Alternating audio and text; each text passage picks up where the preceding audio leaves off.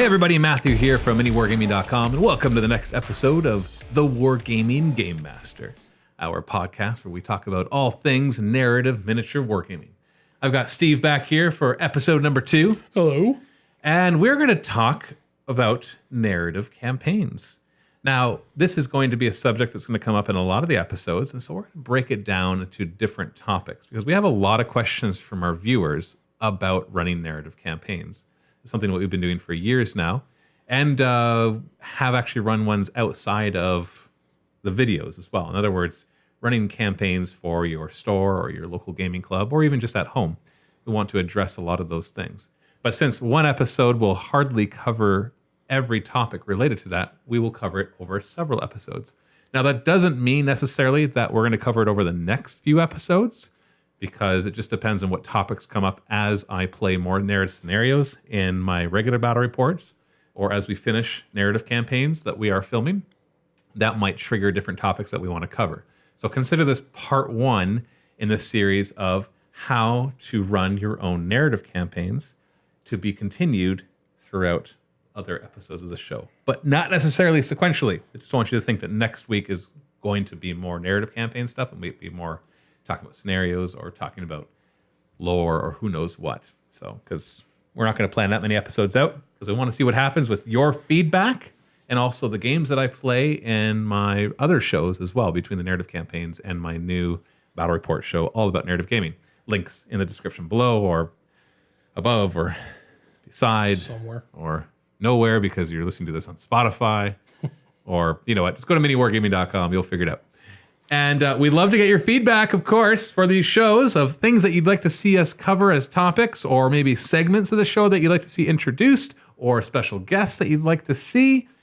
You can go ahead and do that by leaving a comment here if you're watching on YouTube or on Facebook, wherever you happen to be watching it. If you're watching it somewhere that you can't leave a comment, feel free to just jump onto our Facebook page, facebook.com/MiniWarGaming, or more easily, join our MiniWarGaming official Facebook group and join in the discussions there.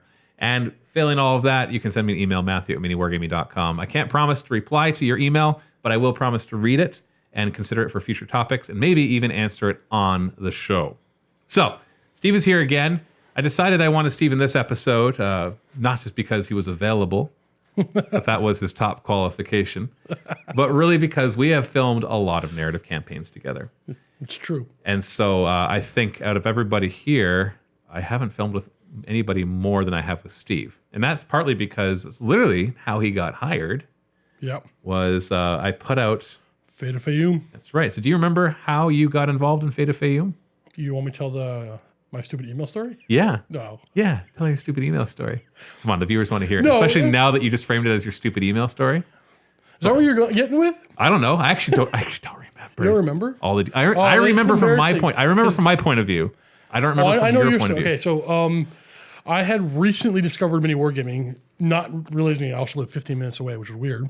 But I used to have this thing. I used to have this rule that no matter what, I reply to every email I get, because I thought it was rude not to. I can't keep up now, so sorry if I don't reply to your email. But you sent out an email, and I didn't realize it was to a bunch of. I didn't realize you kept track of everybody's email and sent it out to everybody in the local area. You sent an email saying, "Hey, would you like to be in a MiniWarGaming campaign?" So I'm like, oh, I don't want to do that.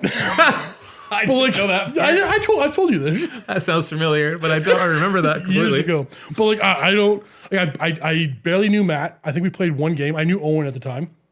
Have we played a game? We played one game of Warhammer 40K, and it wasn't well because I didn't know how to play. Maybe I still don't. But we played one. I barely knew you. We've had very minimal interaction. I was really more into Warhammer Fantasy at the time, and you sent this email apparently to everybody in the area. I'm like, no, I'm not. I don't know if I can't remember how I put it. But I'm like, I guess I could do it if you really need me to do it, or if you need someone in the area. I can't remember how it was, but like I remember. Oh, now I want to look this up. You can find the email from that long ago. I don't know. Would it have been the same email address, right? Because same email. So you had implied. You keep talking. You had implied something about the fact that it would require flexible availability. I'm like, maybe I told him about my job, because when you send out the email, I used to work seasonal. I just got laid off. I'm like, oh, I have time to do this. He must know this. We must have talked about it. And he's asked me this question. So I'm like, I guess I can, but like I play Necrons. I don't know if you really want that. I'm pretty sure I said that too. I don't know if you really want that in your campaign. Which I didn't. And I know that. I don't know why I knew that.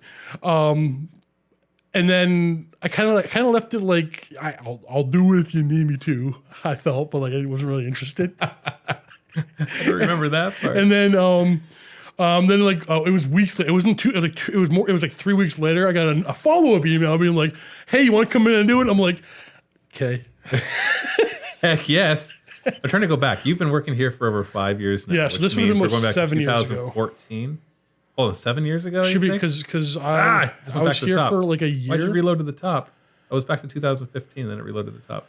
Okay, I I don't was here think for I about a could. year before I became an employee. I'm gonna have to look that up because now I really want to know. I don't know why you're bringing that up right now. I don't know why. I just thought it would be interesting.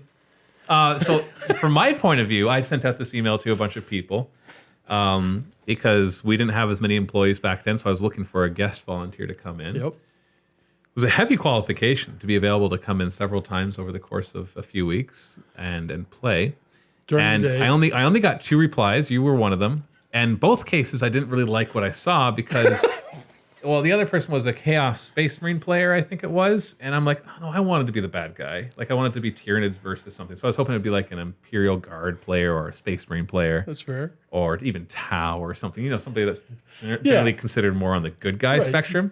And so, and I was like, okay, fine. Oh, I think I'd rather do the Necrons. So yeah, sure, we'll get this Steve guy to come on in. And so you came in, and so I'm like, okay, then what can be the story? And the story was pretty straightforward. Like I'm like, what kind of story can you tell with Necrons and Tyranids? Because they typically don't fight. And so yeah, like it doesn't narratively didn't make a lot of sense. Well, but you can make it make sense. You can make anything make sense. Going after our metal biomass. Well, no, it's just it was a shared food source of sorts. That there was a Necron tomb world that was on a planet already being devoured. Yeah, on a planet that's currently under attack by. So the Necrons are coming alive or coming awake while the Tyranids are attacking, and it just started off that way. So that's yeah, you came in. So that's how I met Steve. Apparently, we may have played a game before that. I played 2. 2. Okay, 2 now. Okay. 2 games. I remember both games. Okay. They're horrible. Okay, I don't remember them at all. I'm sorry. Wow, maybe. I don't feel special anymore. No, definitely wasn't. It's a long time ago, man. I don't remember who I played like a month ago. I know. So many people come in, and I already have a bad memory as it is for faces and for names. But anyways, so yeah, that was our very first narrative campaign, Fate of Fayum. It was really straightforward. I actually did story times for it, but the story time was me sitting in front of the camera just saying, hey, here's what's going on. And it was as simple as that. So yeah, I don't remember why I asked that question. I think it's because we were talking about how you've done a lot of narrative campaigns with us, and so how I got involved in narrative campaigns. Yeah. And then Dave invited you back to do one, and you painted up an Eldar army in like a month. Yep. We still have that Eldar army here. You sold it to us eventually. Oh yeah, we got these guys right here. If you're watching and not listening, behind us we're flanked by the awesome race knights. Quality paint jobs. They are quality paint jobs. Stop knocking yourself for a super fast paint job that looks really good on camera. Maybe not as impressive in person. That's all my paint jobs. And maybe not even the first part about them being looking good on camera. So yeah. So when you came in as an absolute beginner of this, maybe we're diverging from the topic a bit, but now I'm actually more interested in this. Interesting. So you came in, and I have a lot of clear memories about this campaign. Yeah, well, this was one of your first experiences with Warhammer 40K overall, because you didn't play the game very much before that. Well, here's the thing: the reason why I know we played 2 games before that is because those were the only 2 games I ever played. So you just were kind of new to the game. For me, 40K in that current, it was 6th edition at the time. I was really more of a fantasy player, and I hadn't had a 40K army in many years. It was because MiniWarGaming. But you had played fantasy a lot. A lot. Okay, so you knew how to play miniature wargaming. Yeah. And I wasn't a 40K years ago. Right. But I hadn't really played 40K. But like you guys it seemed to be more interested in that. So I found a deal of Necrons for like a really good price. Yeah, and I bought them up just for the sole purpose of playing at MiniWarGaming. Not a campaign. Wasn't expecting a campaign. But yeah, that's how I got. And then I came in for a game with you twice. I don't know if it was I booked with you. I can't remember how that happened, but I remember like 2 very minimal. Sorry, let me correct that. It was 1 day, 2 games. Oh, okay. So we got a couple games done. Yeah, so I came in for 1 day of Warhammer 40K, 2 games. I think I mentioned that too. I've barely played in that email I talked about. And then I didn't have as many people to pick from, so you know. that's fair. That's fair. So yeah, and then like during the intro of either the 40K games we played or that campaign, you had talked about how it's been many years. So excuse me, been many years since I've played Warhammer 40K. But the idea of a campaign was just too interesting to pass up, I guess. So you once came you got me in. Yeah, once I got you in because you felt obligated to because I emailed you, which means I think you're I was nervous and contractually scared. obligated. Like, I don't know if I want to be the guy doing MiniWarGaming's first campaign. I want to play the game. Yeah. So you came in. That was our very first narrative campaign. I had the idea. I think Dave had pitched the idea to me many times to do it, and I just couldn't wrap my mind around doing it. And that's with the structure we have here. So I get that there is a bit of a intimidation factor to running your own campaigns or narrative campaigns. And so I understand that, even though our experience here obviously is different than what you might experience at your store. So you came in, and we did the first couple episodes of the first few episodes. What was your first impression of the whole just playing a narrative campaign? Okay, I actually remember a lot of my thoughts from the very first mission. Okay, so you had sent me this document. You wrote up a bunch of stuff through email and sent me the basic outlines of the game. The mission was like you're just awakening, and you're gonna have less points. Like Steve is gonna have less points than Matthew. I'm gonna be playing down a few points. Prepare a list appropriate to just waking up from a tomb world or whatever. And I think you told me the points. I think it was 1,200. No, sorry, 700 to 1,200. Either way, I mean, remember you told me these numbers, and then I started thinking, okay, well, if I'm playing down points, I'm going to make a list that generates models to kick up on points, not thinking how to play narrative correctly, right? Right, of course. So I want spiders and because I can make scarabs. Yeah. And then I wanted the ghost arc so I can regenerate my warriors. And then we get into the studio. And you're like, oh, you're bringing Ghost Arc, and you're doing the math because you brought gene stealers and gargoyles. So I can't. I was really using some of the vehicle. early formations. Yeah, and this is old 40K where you can't hurt things that are too high in their armor value. So you have to charge, I believe, to do a glancing hit to the vehicle. And I don't recall if we changed the list or not. But I remember thinking at the time, oh, I made a mistake. I'm doing it wrong. I remember thinking that I'm doing it wrong. I get it now. I didn't get it the night before when I'm in the email. But while I'm there in the studio, I'm like, oh, I get it. This is not what this is about. I'm trying to match play this game. Or I'm trying to power game this narrative thing. And I don't recall. I can go back and check the video, actually. But I remember thinking I should change my list. And I don't know if we did or not. I think you had, if I remember correctly, I think you had 2 Ghost Arcs. We dropped it down to 1. Okay. That sounds familiar. I don't remember. All I remember is Gene Stealers popping out everywhere and attacking, and your Scarab Swarms making their 5-up saves like crazy, and then realizing after the game that my Gene Stealer Rending Claws were AP 5. And so that actually meant that I would ignore your 5+ saves. Yeah, you're right. Because the AP 5 never comes up in the game. Yeah. It never comes up. So you forget that they're AP 5 because everybody's a 4-up save. Right. Back when Scarabs had a 5 armor save. Right. Yeah, exactly. It's 6-up now. I don't remember. Do you remember even who won the first game? Yes, I did. Okay. But I think we both learned, though I think we're both new to narrative, maybe more so. That was my first narrative game ever. We both learned that it is okay to look at the things and decide that we need to change up, make changes to your list. Yeah. First mission. For the sake of the narrative. Yeah, it's interesting because that first campaign, like I remember so much and so little at the same time. I know. But we made all sorts of mistakes, and yet I remember it being awesome. And I remember the audience loving it because it was their first experience with watching a narrative campaign. I know we've done lots since, and I'm sure there's other channels that have done some too. But that was the first ever real narrative campaign on YouTube, and so it was a new experience for everybody. So even though we made mistakes, it's your first, it's your only one you got, so you don't have much of a choice. It wasn't easy to spot them back then. There was nothing to compare them to, right? Yeah, and then I remember I played my first few. That was Snagabog's Greed was another one, which was Dave playing Blood Angels against my and I played Orcs. I think that was the second campaign. I think that was the second one, and then you played one with Dave. That was the third one. Yeah, Primogenitor's Promise, and he had some pretty wacky scenarios in there because it was his first try at it. But at the same time, some of them just worked out. And I learned a bit from watching him do some stranger scenarios because I was more sticking to the standard, we're playing and here's some special deployment. So not all, the first bunch of missions were basically adjusting the deployments, and then adjusting the goals. Yeah. And then it essentially. wasn't until we went on the Hive ship where you actually Started to started to customize. make a scenario. That one actually I didn't make up totally. I remember Really? there was actually a scenario about how to simulate going on a hive ship and have this objective. That wasn't But totally. like wandering patrols. I don't remember And then all the you details. had I remember wandering that patrols. final. I remember that final Attack thing, arrow. attack that you had to kill that thing that was 24 inches away. That I grabbed from another scenario. So I was cannibalizing scenarios. What I'm like saying, crazy. back then you had patrols. Yeah. At the table. You had these bio whatever thingamajigs, we'll call them that. That if I got too close, it would generate more Yeah. guys. You were inside the ship, so if you got too close to the egg patches, all of a then they sudden it was just not a regular mission that we did. yeah. And that was probably the most memorable for me. right. Well, because they all got.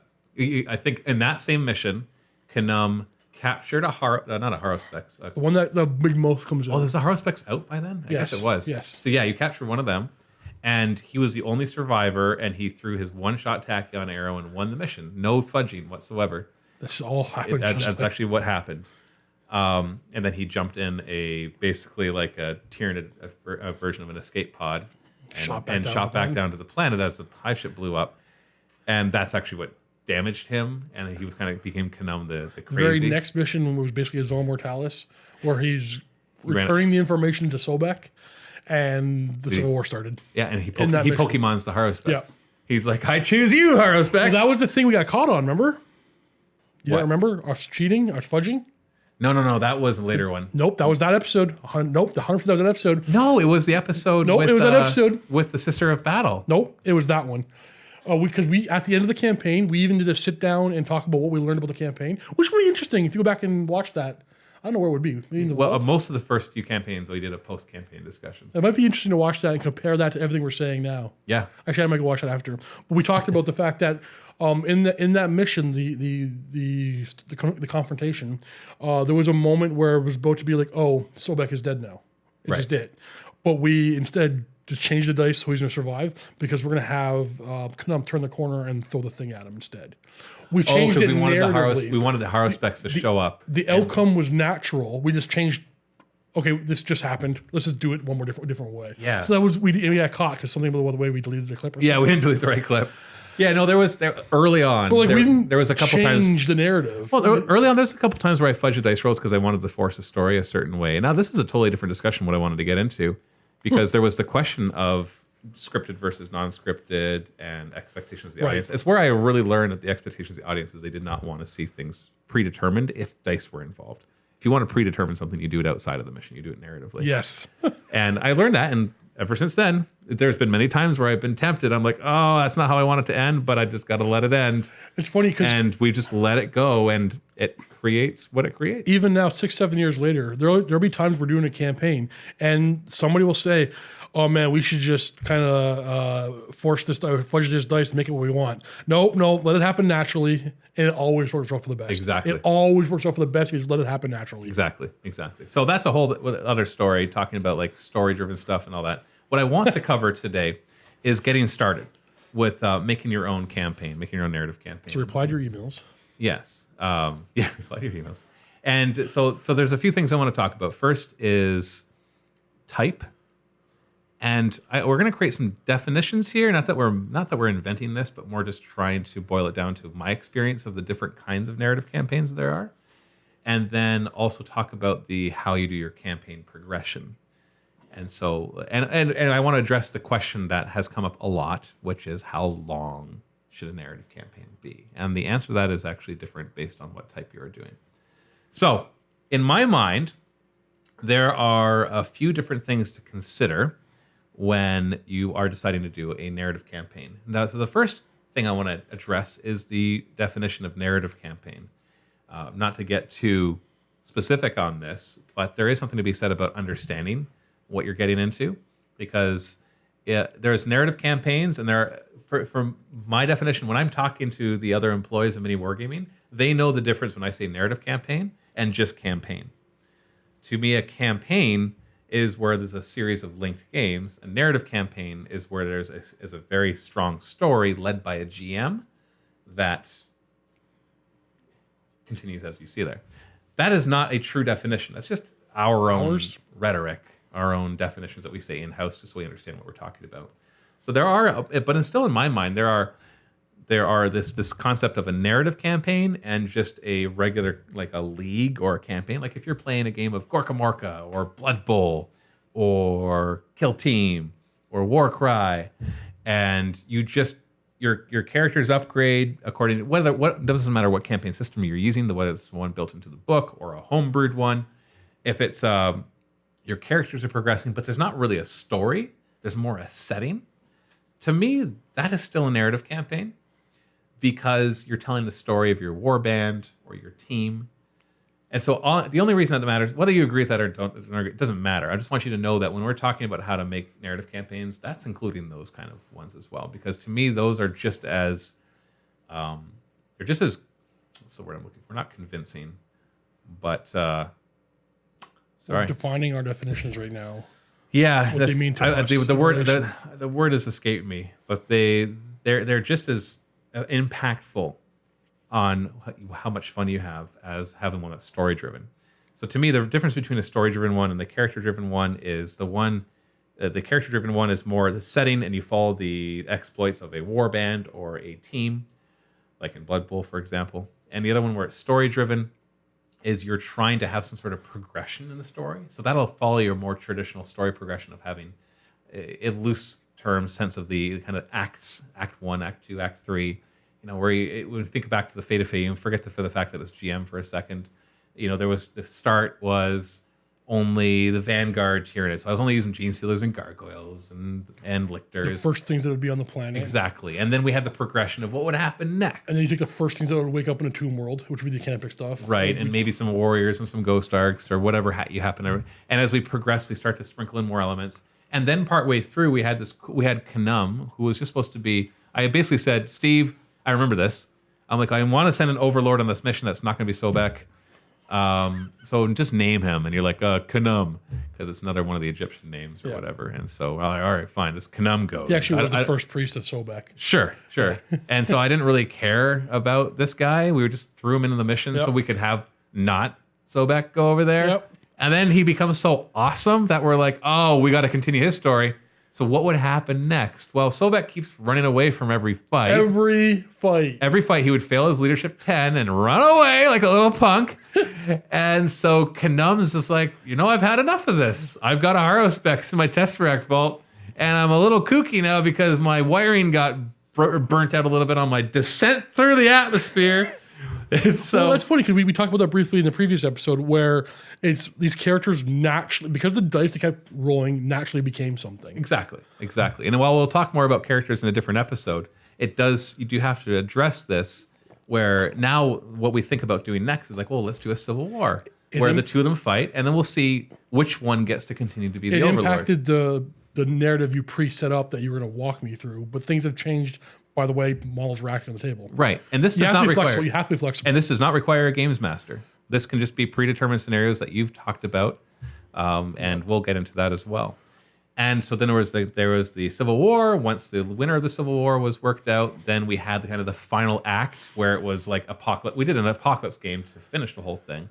Of just this massive Tyranids. Yeah, because everybody woke up. We all did a Civil War thing. One took charge and finished the fight. Exactly. It was all very natural, But it was a story progression. It wasn't just like bring whatever you want each time. The story restricted the scenarios and it restricted the army. So that's, to me, those are two different things. Obviously, they can combine together. You could do a Gorka Morka campaign with a story. That would be fantastic. Might be a little difficult, but if you can pull it off, that's great. The second thing that you have to think about, so that's the first question. When you're talking about doing a campaign, are you talking about doing a story-driven one or more a team-driven one? And they're both fun and they're both awesome, but they both have their advantages and disadvantages. Obviously, the story-driven one takes a bit more work, whereas the team ones can you just follow the rules that's in the book if that's what you want to do, and that's pretty straightforward. Whereas the other one, you have to see what happens and be like, oh, now I want to do this because of what happened. I think the story one has more of a chance of giving you really good memories. Yep. But the other one's super fun as well. We've had so much fun playing Blood Bowl leagues and Gorka Morka leagues and Kill Team campaigns. Played, I don't know how many times through Mordheim and Blood Bowl, and they're memorable. But I don't remember every warband I've ever played, every cool character. They do cool things. Yeah, you remember the big boat that you brought for Yeah, the one I kind of remember that. You remember kind of And the generalities. I enjoy those. I'm not saying I don't like those. Those will come from my favorite games. Like Wargaming is one of my all-time favorite games. You But I remember don't that have- you loved playing it. You just want to remember each detail. But I don't have the same memories of Mordheim that I do of the narrative campaigns, the ones that we do at MiniWarGaming. Right. Yeah, because they create more. It's easier for these your brain moments, to just these remember moments, yeah. when there's these moments that happen rather than generalities. So the second thing to think about is whether it's going to be GM'd or non-GM'd. Now this is an unusual thing to think about in miniature wargaming, because what the heck is a games master doing in miniature wargaming? Well, obviously we've shown, if you've watched any of our narrative campaigns, you know the answer to that question. And often I find that people are asking me how to do that kind of thing, and that's actually challenging. So GM versus non-GM. So having a games master or not having a games master. So first off, if you're doing a campaign that is warband driven or team driven, you don't need a GM. You may like establish the referee or the you'd probably have the campaign captain or leader or whatever, and they can settle disputes. They can be the ones that kind of run your Facebook group or whatever to make sure everybody's getting their games in, all that kind of stuff. But that's not what we're talking about here. We're talking about a person who basically has the godlike power that a games master does to determine exactly what's going to happen to everybody, and everybody has to just trust them and listen to them, regardless of their experience level or whether they agree with what happened. So that one is interesting, and really that's depends on what you're trying to accomplish. If you're doing a story-driven one, I would say it would work best if you have a games master, and that is a tough role to fill, because that's a lot of work on your hands. Just like if you're playing role-playing games, I'll just say it: the person who has the most work to do is the games master, the dungeon master. There's no denying that. Yeah, I don't see how anybody could argue that. Sure, a player can spend countless hours crafting characters and reading the lore, and that's awesome, getting really good at the rules. But that's somewhat optional for a player. What is not optional for a dungeon master, at least it shouldn't be, is prep time. Unless you're playing a totally random improv style and you're good at that and enjoy that, which I don't know if that would be the general case. I think most people enjoy more having had their GM prepare. Sure. I'm just guessing that from my own experience, at least. So there is a lot to be said about that. So that's the other thing you have to consider. The last thing you have to consider will affect how successful your campaign will be, and that is open versus closed. And this is a tough choice because it affects the format. An open campaign is where people can drop in and out at any time. A closed one is one where you have a set number of players at the beginning, and you hope to have that same number of players by the end. So let's talk about that, because everything else is kind of secondary to the question of how do I determine how I can get players and how long I should run this for in order to keep their attention. Because I remember running narrative campaigns for our store back when we had a store, and that was tough. It was tough to run a campaign and keep people coming back and playing games, because people lose interest or they get busy or whatever. Does that ruin if it ruins your campaign that somebody drops out, then that's a consideration of how you're going to do this. And everybody's going to have this challenge. You're going to have your times where you can find people easily who will be super dedicated, and other times where monkey wrenches will get thrown in, and you got to be adaptable to that.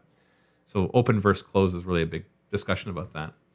So I don't know, what are some of your thoughts on that, Steve? Open versus closed campaigns. See, I've never run one. I don't have. But you've played them. I've played. You've played them both open and closed. Open being like the Warzone Apothis that we ran. Are you asking which one do I prefer? I don't know. Just some thoughts on it. The pitfalls of one or the other. They're so very different that it's okay. So the closed ones are what we do more often here. It's easy for us to do closed ones because everybody's paid. As a guy who plays them, I show up and just play the game while I literally see either you or Luke or sometimes Mitch do all the prep and all your pages of stuff and your story and what happens if you're all these pages. You do all the work. I just gotta show up and play. I get to just experience the narrative. The open one for me was a little differently because I was I'm a paid employee working this league, but not a league, but more of a narrative thing. Where again, I just had to show up and play and then record numbers after the fact. Right. Whereas somebody else, again, that was you, who had to come up with the what's what I'm looking for, the mid progression special event, and all those things. That we had up. story progression throughout the thing, right? My experience with narrative stuff has been ridiculously easy. I pretty much just show up and play. Mm-hmm. Wait, can you think of any advice you'd give to somebody running a campaign in order to keep it more interesting to players like you? Yes, there are mistakes I've seen all three of them make. One is you had an idea in mind, and for whatever reason, okay, so Matthew will have an idea and said, "It wasn't you. I'm going to pick on you." That's fine. So Matthew will have an idea in his head that something has to happen in a mission, and all of a sudden, I'm starting to realize that for whatever happened, decisions I'm making, I'm not making it happen. And if you can't find a way to make that thing work, abandon it. Don't force it, because it doesn't work. That's happened very rarely, but it can break the immersion. If the player all of a sudden, and there's something to be said about the player helping, just like in a role-playing experience, the players work with the DM to create the story.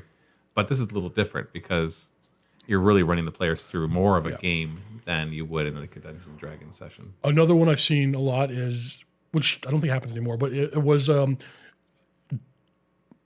be flexible. It's okay to change whatever idea you had. It's okay to change it on the fly because you have to. And I think the worst one though is when one of you gets nervous. It's like, oh no, this is not working. I'm gonna table you guys, and it's gonna be a bad narrative.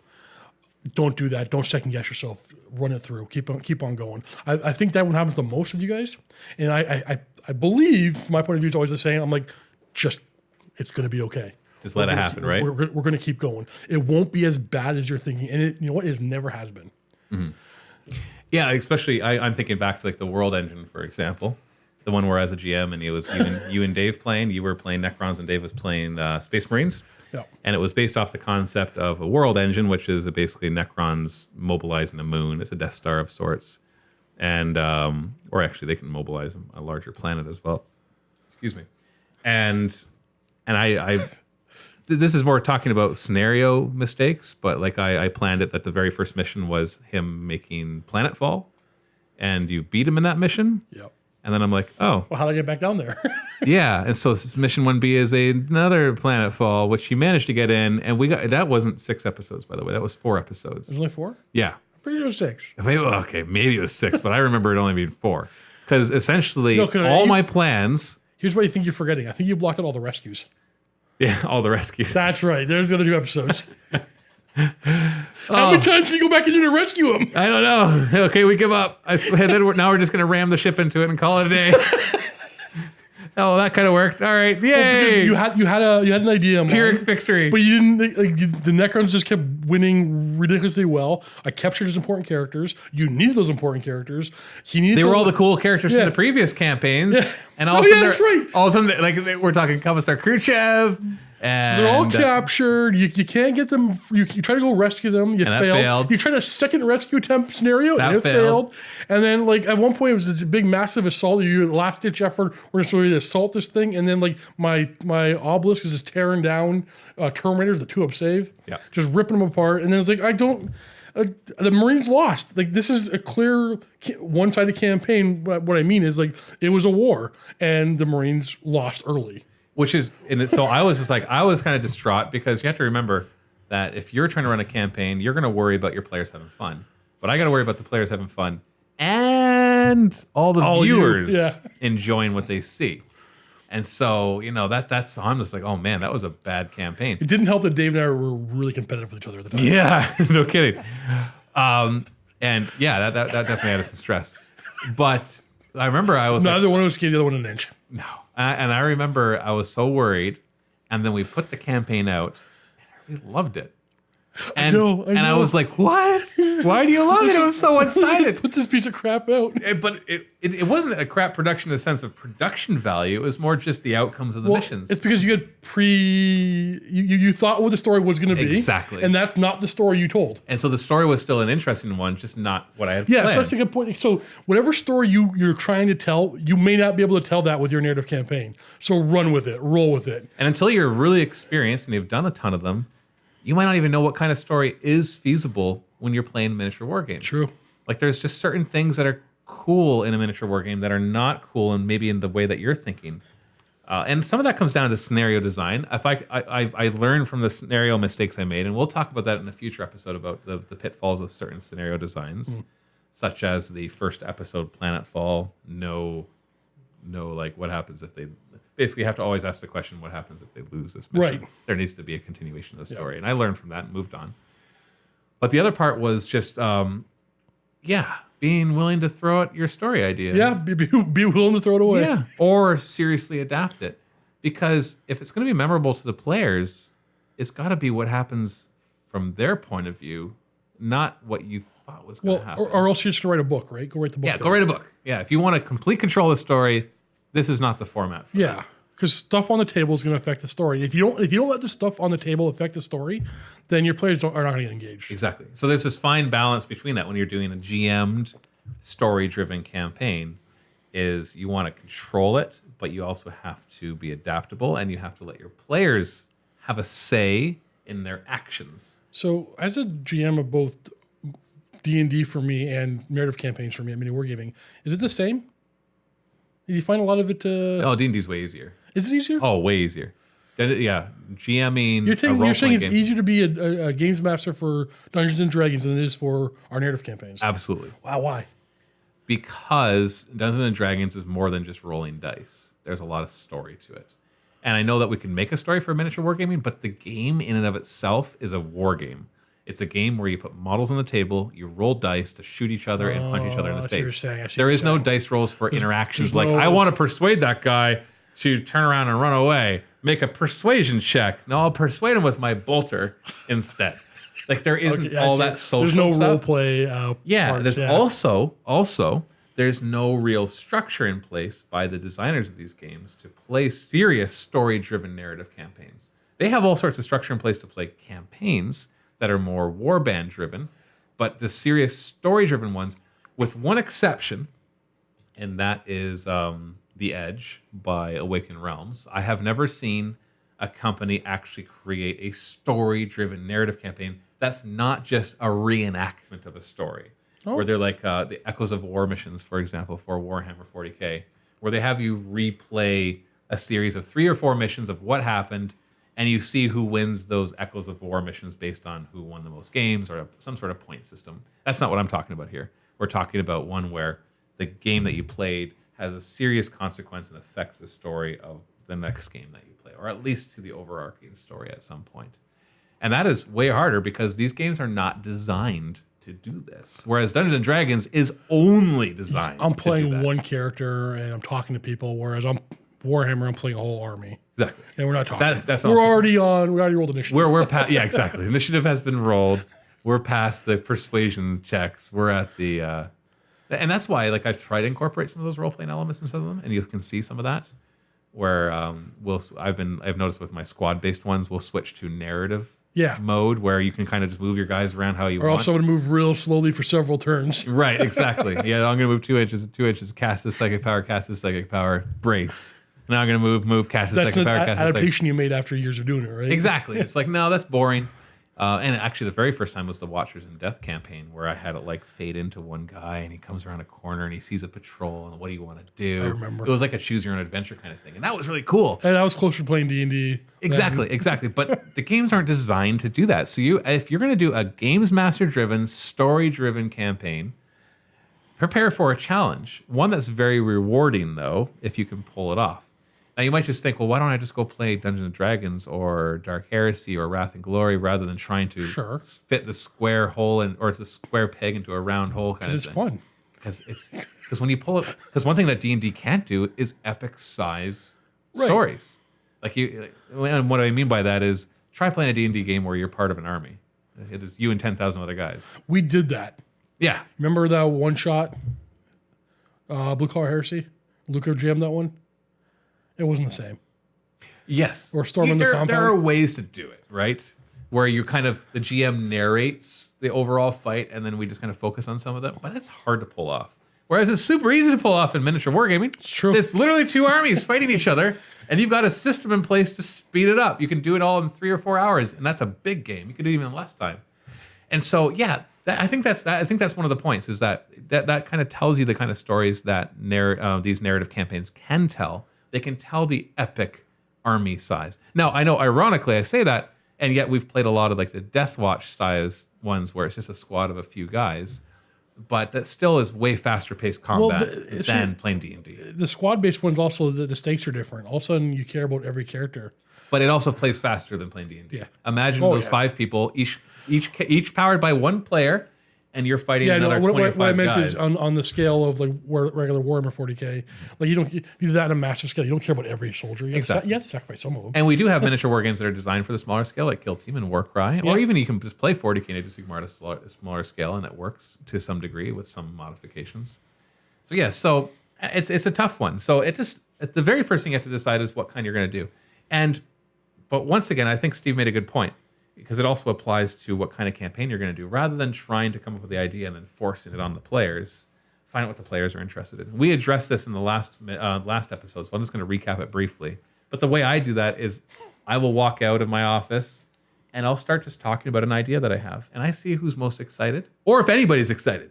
Sometimes nobody's excited. That ever happened? Oh, yeah, plenty of times. Oh, I've thrown out lots of ideas that everybody's like, oh, that's kind of cool. Yeah. Well, okay, hold on. To be fair, you got to remember sometimes, certain times of the day, certain mood people are in. Yeah, you got pictures of this twice at least. Maybe. Maybe. And so you can do something similar where, let me finish that. It's like, I'll say that and I'll see how interested everybody is, or if particular people are interested. Because to do a narrative campaign, story-driven GM, you need 1 GM and 1 player. That's it. And you can do it. If you're looking for more of the warband or team-based, you're looking minimum 4 players, I would say. You need to have at least a couple matchups. 4 players who can meet regularly, or even larger group if you're going to be more irregular.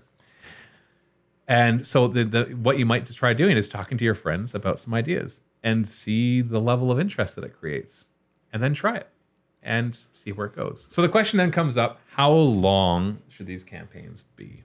And I'm going to turn once again to you, Steve. I know you're not the one that organizes them, Yep. but you've played enough of them. And I know that we have our kind of standard 12 episode length.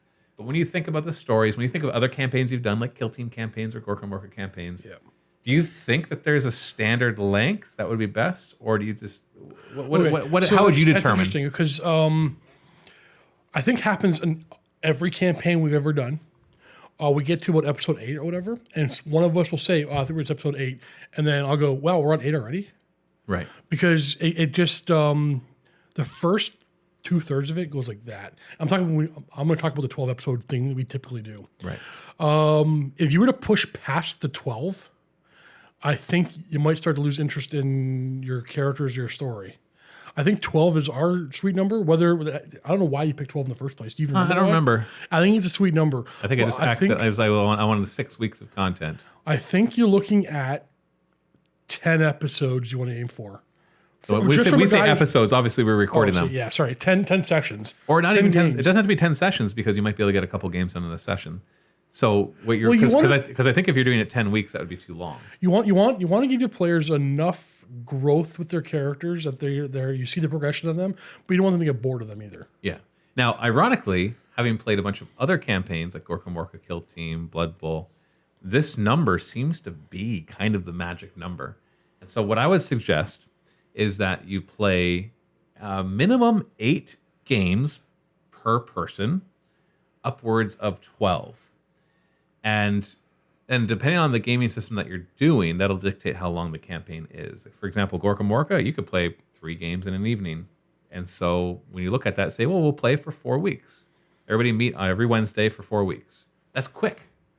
It's fast enough that people will hopefully not lose interest. If they commit ahead of time, then you hopefully don't lose any. Games like, if you're doing the non-story-driven campaigns, then losing a player here or there, as long as you have a big enough group, isn't devastating. It's okay.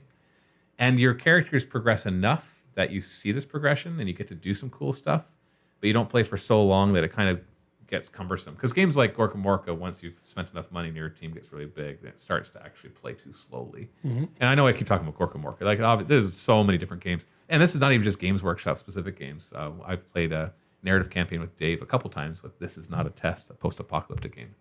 That one has a built-in campaign system that I borrowed from and then turned it into a story-driven one.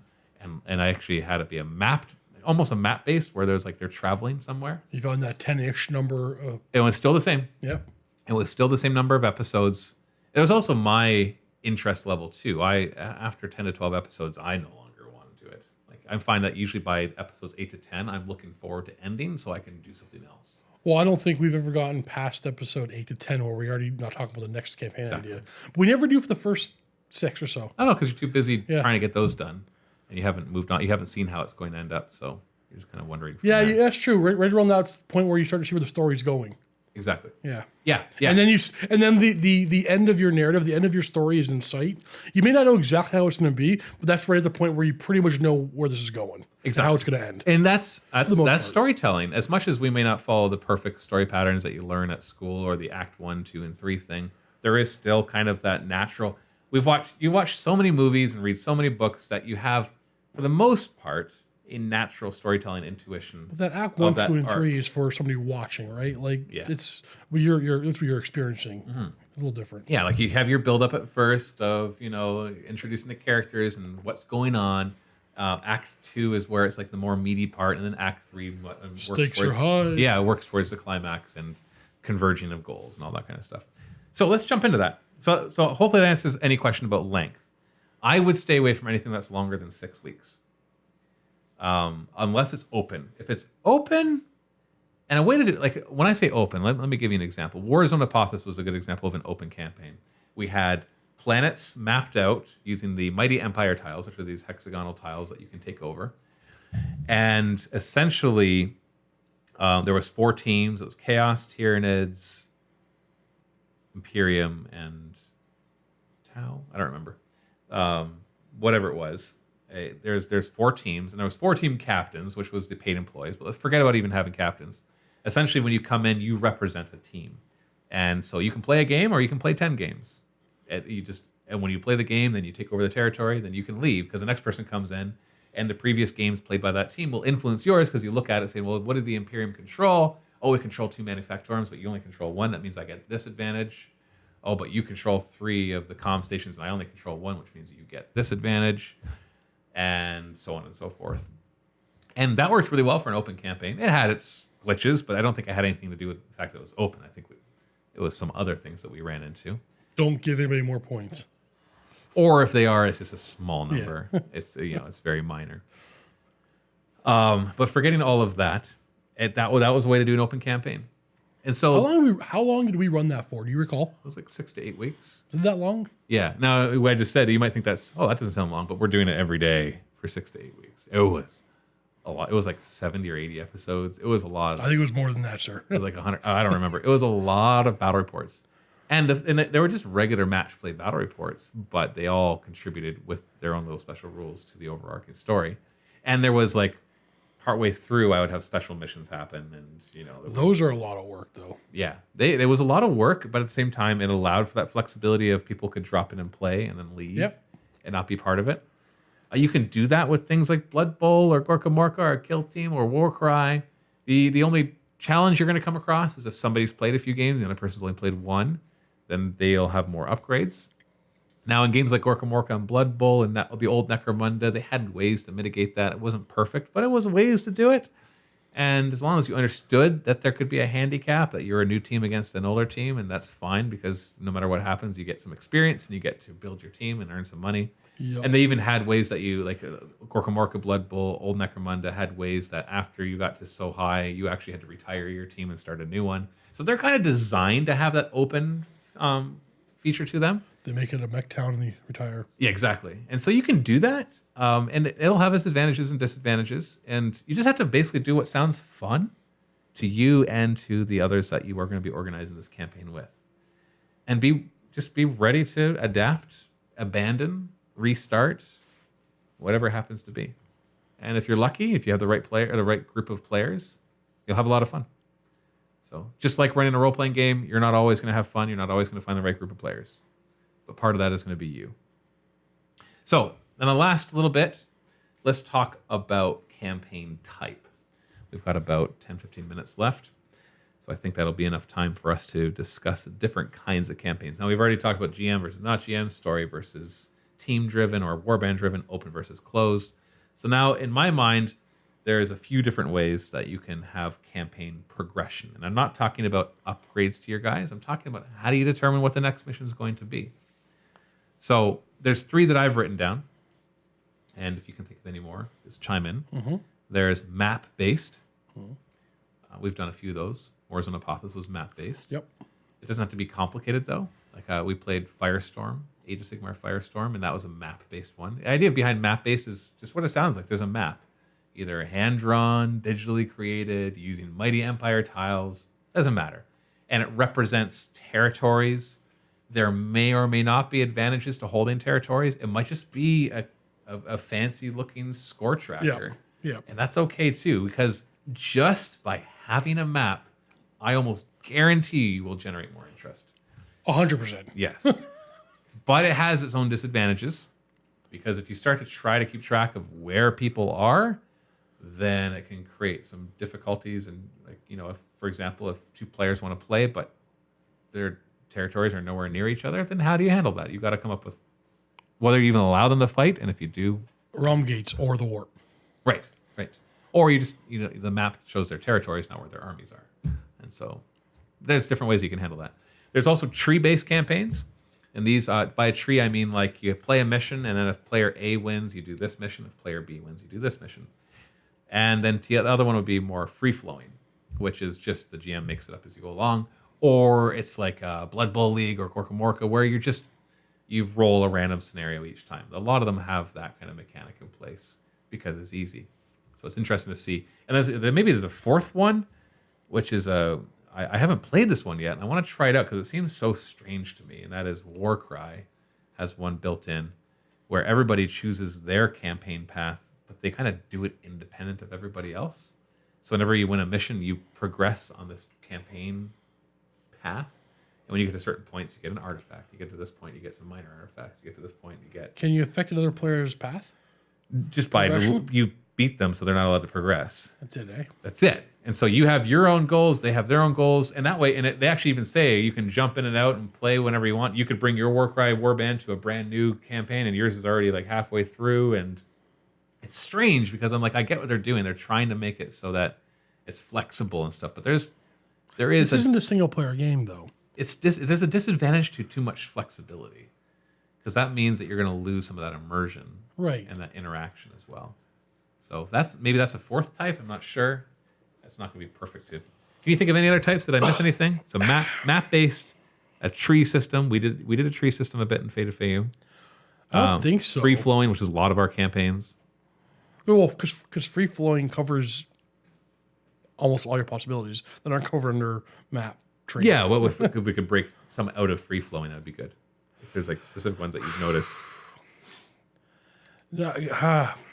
See, I think about map campaigns. I think they're my favorite.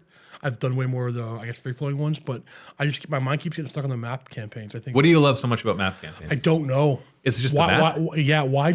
Why does Luca get super excited when we talk about Apothis? Why do more people come in and sign up for that thing than anything else we've ever done here? Why do people love that? What's the visual? We see this. I think it's the visual, we see that scoreboard on the wall. Like, I want to put more green flags up there. I want to influence that. That's it. That's it's exactly concrete, it. Whereas everything else we do is more abstract. That could be exactly it. We have to visually see the outcome of our game that's going to sit on the board until somebody affects what we just did. Right.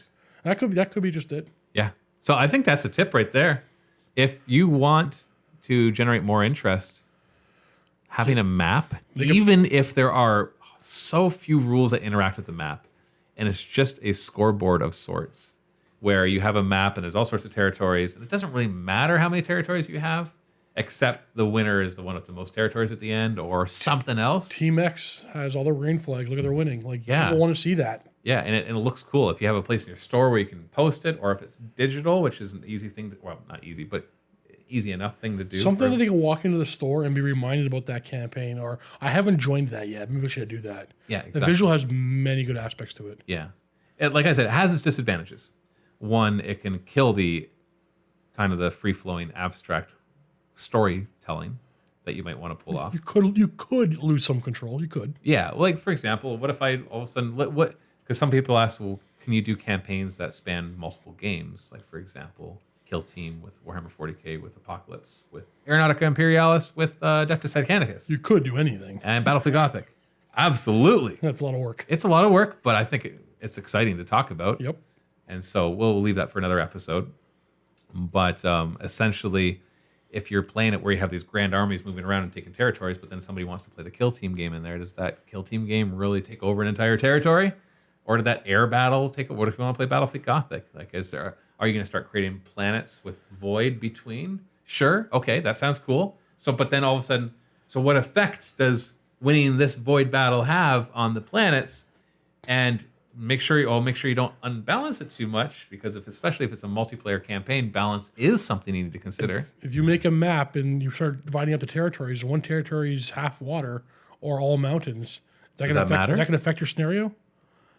Is that more work you have to do? I think no matter which one you picked, which one you decide to go with, there's going to be a lot of work. And if you're going to, probably the map one's probably the most amount of work. But whichever one you pick, you have to understand you're taking on a great deal of work. Yeah, whether it's a Gamemaster or whether you're just a campaign organizer, it's gonna be a lot of work. So you got to decide whether you want to do it before you even pick your first type. So that leads me to my very last tip that I want to leave you with. And that is, if you're going to run your very first campaign ever, or if you've been having a hard time getting one going, then the answer to all the questions is the simplest answer, which is the simplest answer. Try to keep it as simple as possible. For your first campaign, you may have these visions of grandeur of all these cool things that you want to do, but I can tell you right now, the more depth and detail you put into your first campaign, the greater your chance of failure is going to be. Because that means if you're new to this, that means you have so many different ways you can fail. Whereas if you start with something simple, whatever that is, it can be a simple map with simple rules where we're just going to play some match play games together, but you kind of sign up for it and you have a certain army, and there's not going to be any upgrades, but we're going to keep track of winners, and a winner gets to take over the territory of the loser, and we just that's it. That's all we do, and that you get to see this progression. That would be fun. There's a funness to that. We roll a random match play scenario. Maybe we'll have an apocalypse game at the end. Maybe not. And you just play and you try to kind of tell a bit of a story, even though it's kind of loose and not very specific. It's got to excite you as well. Yes. You have to be excited about it. When you go to recruit people, if you're like, I got this idea, we're going to probably run a bunch of games on maybe Thursday nights, maybe Friday nights, and you're going to play a couple of games. But if so I got this idea, and you start describing what your scenario is going to be like, what your campaign's going to do, it's completely different. Like, the more excited Matthew is about an idea or a campaign, the higher the level of excitement is for everybody else.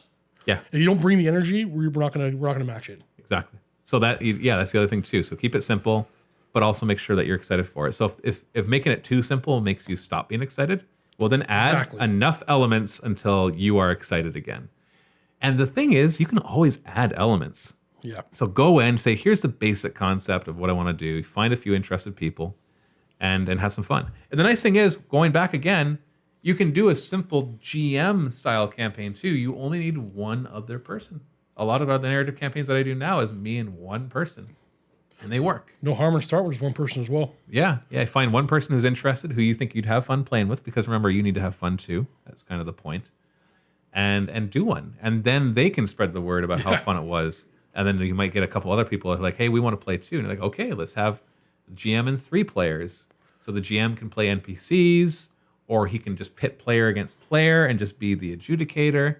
There's so many ways to do it, and we've barely scratched the surface. We've done a couple dozen, 3 dozen narrative campaigns in total, and that's barely scratched the surface. There's so much more to learn, so many new things that we learn each time. That there's just so many ways to have fun with this. I'm sure you learn something every campaign, right? Yeah. Oh, absolutely. And there's still many things I want to try out, like the multi-game campaign, where there's the void spaces for Battlefield Gothic. We've been talking about that one for a long time. I know. It's the what's the word I'm looking for? It's the unicorn of campaigns. If you can pull that one off, it can create such an interesting Is that narrative. the thing? Is it so scary that we're just too afraid to try?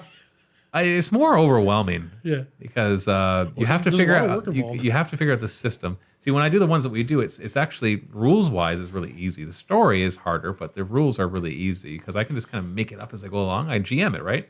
I plop down a certain number of guys. Once again, this is a topic for another show because I'm getting into some other stuff. But in essence, it's easy for me because I just improvise it like a GM does in a role playing session. And so, but that takes some experience to know what to improvise, what to put on the table. So just start doing it. Just do it. Yeah. Find one person and do it. That's the best piece of advice. Just do it. Just do it. Even if it's not a GM run campaign and it's just going to be a kill team campaign, find one person. If you can find one person who's interested, run your kill team campaign. It won't be as diverse or as interesting as 4 or 6 or 8 people because you'll just be playing against the same team over and over again. But hey, you'll have done a campaign. You'll have figured out some of the weird quirks of it and be ready for your next experience. So yeah. Okay? Yeah. Okay.